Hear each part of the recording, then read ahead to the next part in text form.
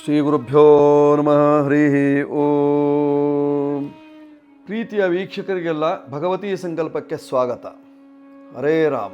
ಯಾಸಾ ಪದ್ಮಾಸನಸ್ಥ ವಿಪುಲಕಟಿತಟೇ ಪದ್ಮಪತ್ರಾಯತಾಕ್ಷೇ ಗಂಭೀರಾವರ್ತನಾಭಿಸ್ತನವರ ನಮಿತ ಶುಭ್ರವಸ್ತೋತ್ತರೇಯ ಲಕ್ಷ್ಮೀರ್ದಿವ್ಯೈರ್ಗಜೇಂದ್ರೈಃ ಮಣಿಗಣಖಚಿತೆ ಸ್ಥಾಪಿತಾ ಹೇಮಕುಂಭೈಃ ನಿತ್ಯೋ ಸಾ ಪದ್ಮಸ್ತಾ ಮಮ ವಸತು ಗೃಹೇ ಸರ್ವಮಾಂಗಲ್ಯಯುಕ್ತ. ಶ್ರೀ ಮಹಾಲಕ್ಷ್ಮೀ ನಮಃ. ಶ್ರೀ ಧನಲಕ್ಷ್ಮೀ ನಮಃ. ಆತ್ಮೀಯರೇ, ಇಂದು 10ನೇ ತಾರೀಕು 7ನೇ ತಿಂಗಳು 2026ನೇ ಇಸ್ವಿ ಶುಕ್ರವಾರ. ಇಂದಿನ ದಿವಸದ ಪಂಚಾಂಗ ಏನಿದೆ, ಗ್ರಹಗಳ ಸ್ಥಿತಿಗತಿಗಳೇನು, ರಾಶಿಫಲ ಏನು ಹೇಳ್ತದೆ ನೋಡೋಣ ಬನ್ನಿ. ಮೊದಲು ಪಂಚಾಂಗ.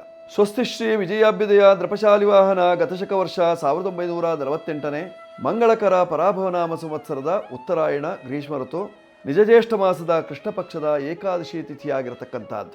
ವಾರ ಶುಕ್ರವಾರ. ಈ ದಿವಸದ ನಕ್ಷತ್ರ ಭರಣಿ ನಕ್ಷತ್ರ ಇರತಕ್ಕಂಥದ್ದು. ಈ ದಿವಸದ ಯೋಗ ಶೂಲನಾಮ ಯೋಗ, ಭವಾಕರಣ ಇದೆ ಇವತ್ತಿನ ಪಂಚಾಂಗದಲ್ಲಿ. ಹೀಗಿರುವಾಗ ಇವತ್ತಿನ ದಿವಸದ ವಿಶೇಷತೆ ಬುಧ ಜಯಂತಿ.